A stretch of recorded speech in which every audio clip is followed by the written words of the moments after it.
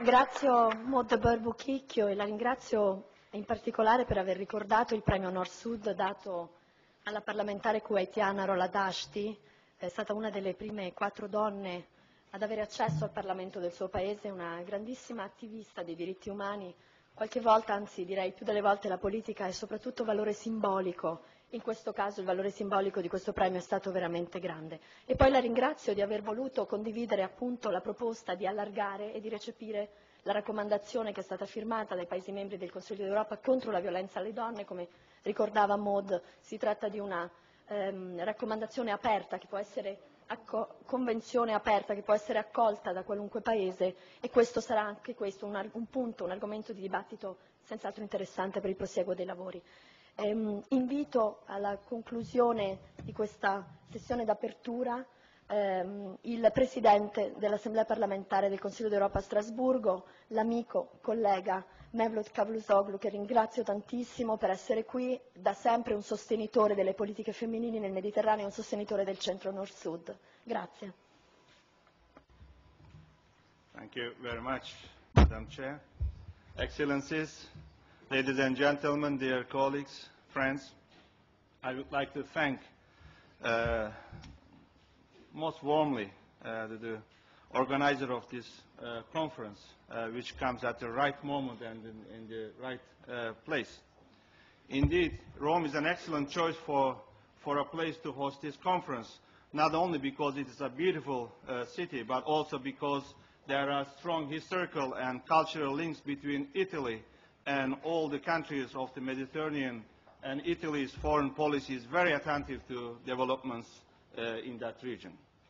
The timing of this conference is also excellent, but allow me to digress slightly to Roman times, as Madame Bergamini underlined, when the Mediterranean used to be called Mare Nostrum, which means our sea. Over the centuries, the Mediterranean has been the link between peoples and the cultures, but also a theater of clashes and divisions, unfortunately. Recent events and the political changes on its southern shore make it possible for the Mediterranean to become again our sea. A single space where countries are bound together not only by geographical proximity, but also by a commonality of values, commitments and aspirations defended by the Council of Europe, the democracy, the human rights and the rule of law. Dear friends, gender equality and the enhancement of the status of women in society are at the core of our common values and should be at the core of our common commitments and aspirations. Women were at the forefront of the demonstrations calling for the more democracy and freedoms in Egypt, Tunisia and in a number of Arab countries outside the Mediterranean. They contributed to political changes, and in many cases they managed to ensure that gender equality and better representation of women in politics feature high on the agenda of the new political forces and transitional governments. However, it was also worrying to see that in a number of cases women were sidelined by the very same protesters who participated with them in the marches. And in some particularly obnoxious cases, women have been targeted with violence, sometimes sexual violence, for their political activism. This is not acceptable. The Assembly believes that the current political developments in South Mediterranean represent a unique opportunity, an opportunity to ensure that gender equality is enshrined once and for all in the new constitutional and legal frameworks of these new democracies, including the family law. And also an opportunity to promote a change in mentality amongst ordinary people and the political leadership.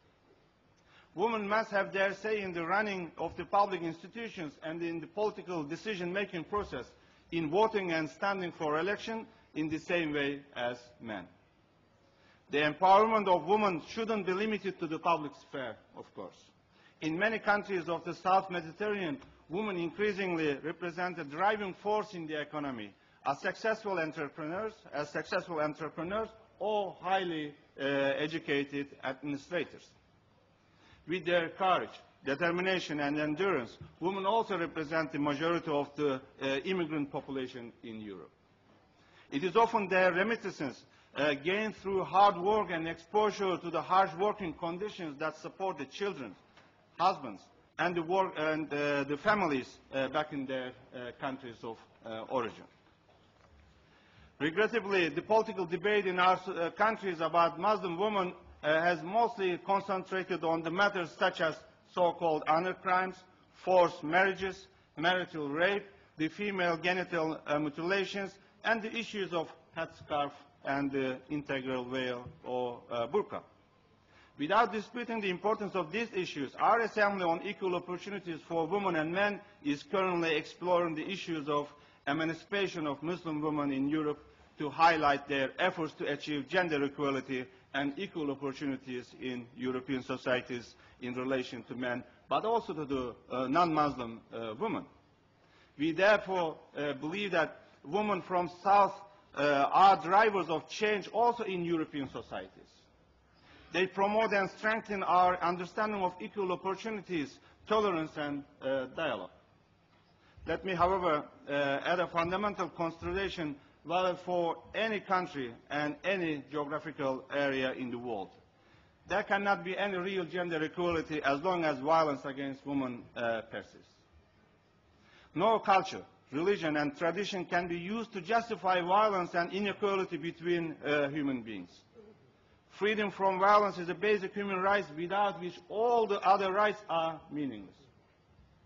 The Council of Europe has established important benchmarks in this area through a number of resolutions, and more recently, the Council of Europe Convention on Preventing and Combating Violence Against Women and Domestic Violence, the so-called Istanbul Convention, which was opened as the signature in May in Istanbul of this year.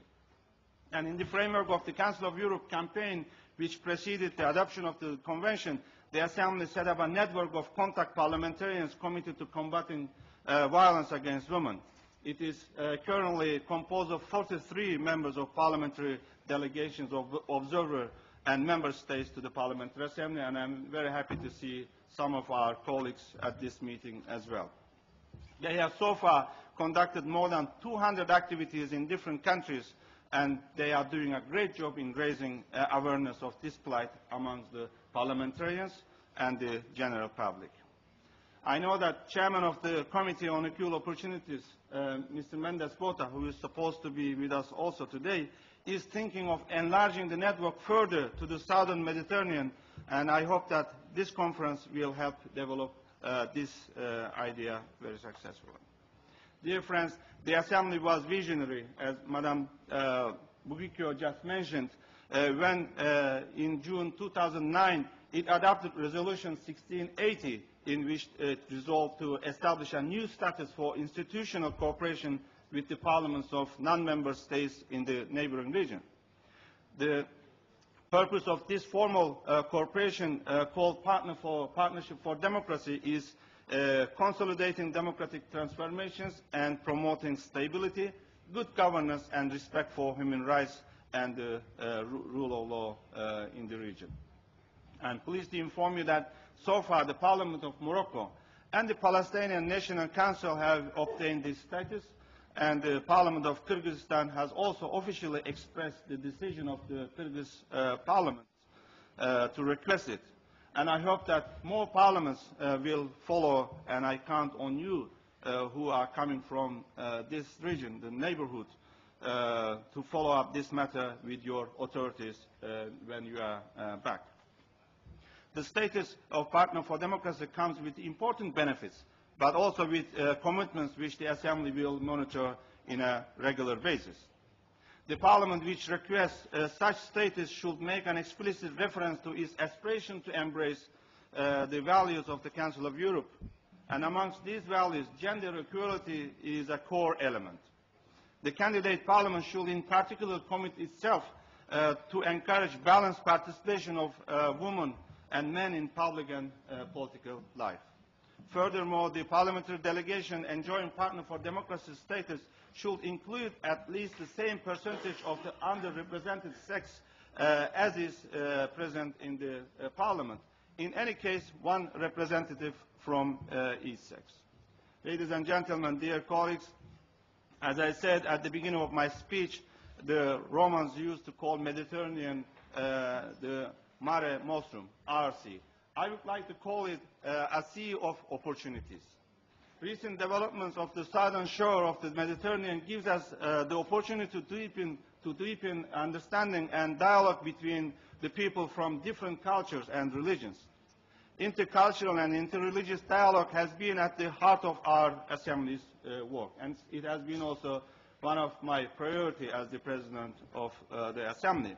We believe that it is only through this kind of dialogue that we can actively promote principles of tolerance and respect for differences and fight against extremism and xenophobia in our societies.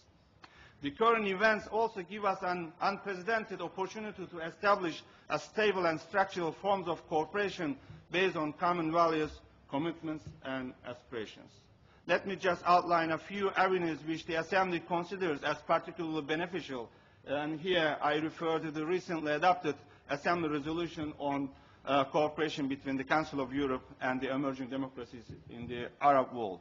The countries from the south of the Mediterranean could take into account the standards of the Council of Europe conventions in the field of human rights. They could also accede to our legal instruments open to the non-member states and enlarge partial agreements, in particular the North-South Center and the Venice Commission. We should also develop a dialogue with those civil society forces which promote democracy, human rights and the rule of law and help them to become stronger. It's also imperative to meet the need of young people, including the young women of south of the Mediterranean, to communicate with the outside. I would like to thank you very much once again, and then I particularly would like to thank the Nord-Sud Center and Madam Deborah Bergamini, my dear friend Deborah, and the Italian Parliament, and Mr. Antonio Leone, my dear colleague, for this important initiative. And my wish is that this conference is not the end, but the beginning of the process in which women from the both shores of Mediterranean work hand in hand to achieve the same goals. And thank you very much for your kind attention.